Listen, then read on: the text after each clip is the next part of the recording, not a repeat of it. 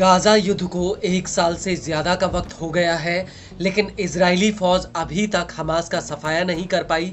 बल्कि गाजा में जिन इलाकों में आईडीएफ ने हमास का सफाया किया था, अब उन इलाकों में हमास फिर से जिंदा हो गया है।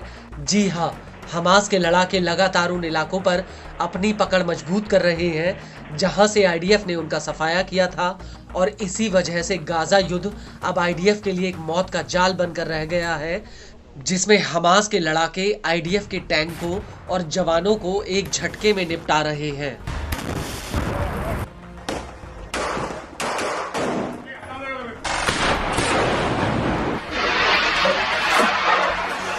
लेकिन गाजा के भीतर हमास अकेले इस जंग को नहीं लड़ रहा, बल्कि गाजा के तमाम छोटे बड़े प्रतिरोधी समूह अब हमास के साथ एक हो गए हैं, और ये सभी मिलकर अलग अलग फ्रंट से आईडीएफ के ऊपर भीषण हमले कर रहे हैं।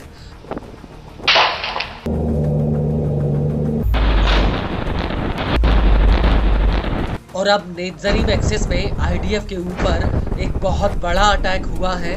दरअसल फिलिस्तीनी इस्लामिक जिहाद की सैन्य शाखा अल कुद्स ब्रिगेड्स ने नेत्जरीम एक्सिस में आईडीएफ की चौकियों पर जमकर रॉकेट दागे हैं। अल कुद्स ने यह हमला अबू अली मुस्तफा ब्रिगेड्स और अल अमूदी ब्रिगेड्स के साथ मिलकर किया है।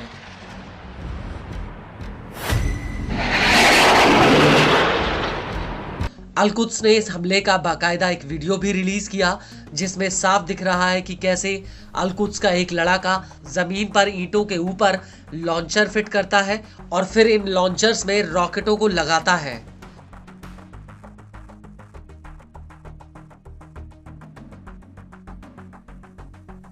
और इसके बाद एक कमरे के भीतर अल कुद्स के कई लड़ाके आपस में कुछ बातचीत करते हुए नजर आते हैं, और उनके सामने एक टेबल पर एक पिस्टल भी दिख रही है, और इस टेबल के बगल में एक रिमोट कंट्रोल है जिसे अल कुद्स के लड़ाके दबाकर इन रॉकेटों को फायर कर देते हैं।